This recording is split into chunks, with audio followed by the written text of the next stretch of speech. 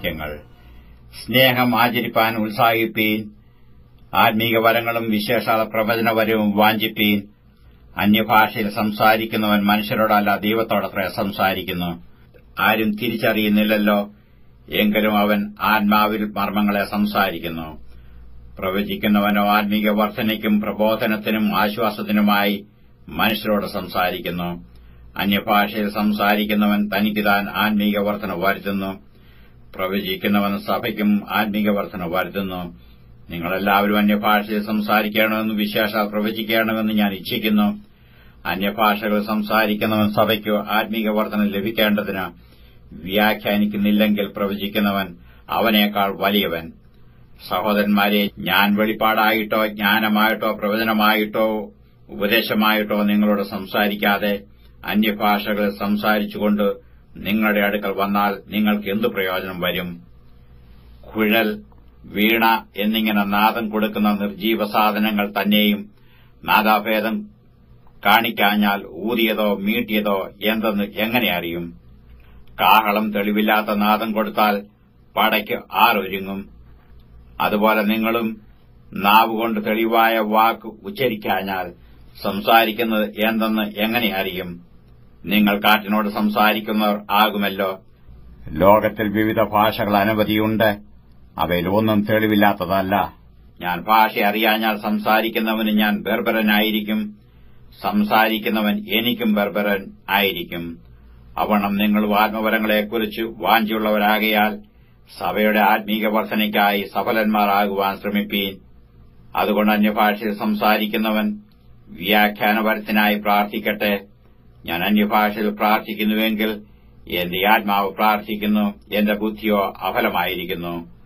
ആകയാൽ എന്ത്? ഞാൻ ആത്മാവ് കൊണ്ട് പ്രാർത്ഥിക്കും, ബുദ്ധി കൊണ്ട് പ്രാർത്ഥിക്കും. ആത്മാവ് കൊണ്ട് പാടും, ബുദ്ധി കൊണ്ട് പാടും. അല്ല, നീ ആത്മാവ് കൊണ്ട് സ്തോത്രം ചൊല്ലിയാൽ ആത്മവരമില്ലാത്തവൻ നീ പറയുന്നത് തിരിയാതിരിക്കാൻ നിന്റെ സ്തോത്രത്തിന് എങ്ങനെ ആമേൻ പറയും? നീ നന്നായി സ്തോത്രം ചൊല്ലുന്നു, സത്യം. മറ്റവനു ആത്മീക വർധന വരുന്നില്ല താനും. നിങ്ങളെല്ലാവരിലും അധികം ഞാൻ അന്യഭാഷകളെ സംസാരിക്കുന്നതുകൊണ്ട് ഞാൻ ദൈവത്തെ സ്തുതിക്കുന്നു. എങ്കിലും സഭയിൽ 10,000 വാക്കു അന്യഭാഷയിൽ സംസാരിക്കുന്നതിനേക്കാൾ അധികം മറ്റുള്ളവരെയും പഠിപ്പിക്കേണ്ടതിന് ബുദ്ധികൊണ്ട് 5 വാക്ക് പറവാൻ ഞാൻ ഇച്ഛിക്കുന്നു. സഹോദരന്മാരെ, ബുദ്ധിയിൽ കുഞ്ഞുങ്ങളാകരുത്, തിന്മയ്ക്ക് ശിശുക്കളായിരിപ്പീൻ, ബുദ്ധിയിലോ മുതിർന്നവരാകുവീൻ.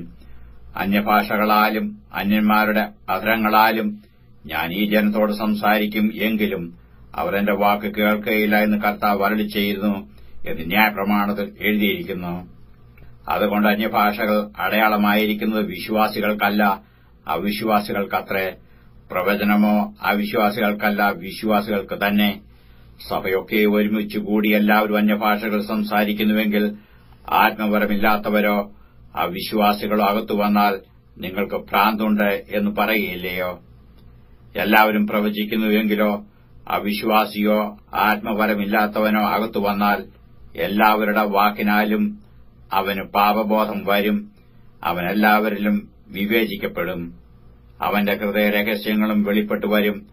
അങ്ങനെ അവൻ കവണു വീണു ദൈവം വാസ്തവമായി നിങ്ങളുടെ ഇടയിൽ ഉണ്ട് എന്ന് ഏറ്റുപറഞ്ഞ് ദൈവത്തെ നമസ്കരിക്കും. ആകയാൽ എന്ത്? സഹോദരന്മാരെ, നിങ്ങൾ കൂടി വരുമ്പോൾ ഓരോരുത്തരും സങ്കീർത്തനമുണ്ട്, ഉപദേശമുണ്ട്, വെളിപ്പാടുണ്ട്, അന്യഭാഷയുണ്ട്, വ്യാഖ്യാനമുണ്ട്. സകലവും ആത്മീക വർധനയ്ക്കായി ഉതകട്ടെ. അന്യഭാഷയിൽ സംസാരിക്കുന്നുവെങ്കിൽ 2 പേരോ ഏറിയാൽ 3 പേരോ ആകട്ടെ. അവർ ഓരോരുത്തനായി സംസാരിക്കുകയും ഒരുവൻ വ്യാഖ്യാനിക്കുകയും ചെയ്യട്ടെ. വ്യാഖ്യാനിയില്ലാഞ്ഞാൽ അന്യഭാഷക്കാരൻ സഭയിൽ മിണ്ടാതെ തന്നോടും ദൈവത്തോടും സംസാരിക്കട്ടെ. പ്രവാചകന്മാർ 2-3 പേർ സംസാരിക്കുകയും മറ്റുള്ളവർ വിവേചിക്കുകയും ചെയ്യട്ടെ. ഇരിക്കുന്നവനായ മറ്റൊരുവന് വെളിപ്പാടുണ്ടായാലോ ഒന്നാമത്തവൻ മിണ്ടാതിരിക്കട്ടെ. എല്ലാവരും പഠിപ്പാനും എല്ലാവർക്കും പ്രബോധനം ലഭിപ്പാനുമായി നിങ്ങൾക്ക് എല്ലാവർക്കും ഓരോരുത്തനായി പ്രവചിക്കാമല്ലോ. പ്രവാചകന്മാരുടെ ആത്മാക്കൾ പ്രവാചകന്മാർക്ക് കീഴടങ്ങിയിരിക്കുന്നു. ദൈവം കലക്കത്തിന്റെ ദൈവമല്ല, സമാധാനത്തിന്റെ ദൈവമത്രേ.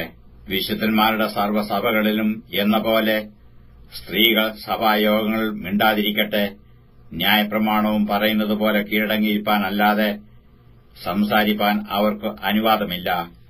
അവർ വല്ലതും പഠിപ്പാൻ ഇച്ഛിക്കുന്നുവെങ്കിൽ വീട്ടിൽ വെച്ച് ഭർത്താക്കന്മാരോട് ചോദിച്ചു കൊള്ളട്ടെ. സ്ത്രീ സഭയെ സംസാരിക്കുന്നത് അനുചിതമല്ലോ. ദൈവവചനം നിങ്ങളുടെ ഇടയിൽ നിന്നോ പുറപ്പെട്ടത് അല്ല, നിങ്ങൾക്കു മാത്രമോ വന്നത്? താൻ പ്രവാചകനെന്നോ ആത്മീകനെന്നോ ഒരുത്തിന് തോന്നുന്നുവെങ്കിൽ ഞാൻ നിങ്ങൾക്ക് എഴുതുന്നത് കർത്താവിന്റെ കൽപ്പനയാകുന്നു എന്ന് അവൻ അറിഞ്ഞുകൊള്ളട്ടെ. ഒരുവൻ അറിയുന്നില്ലെങ്കിൽ അവൻ അറിയാതിരിക്കട്ടെ. അതുകൊണ്ട് സഹോദരന്മാരെ, പ്രവചനവരം വാഞ്ചിപ്പീൻ. അന്യഭാഷകൾ സംസാരിക്കുന്നത് വിലക്കുകയുമരുത്. സകലവും ഉചിതവും ക്രമമായും നടക്കട്ടെ.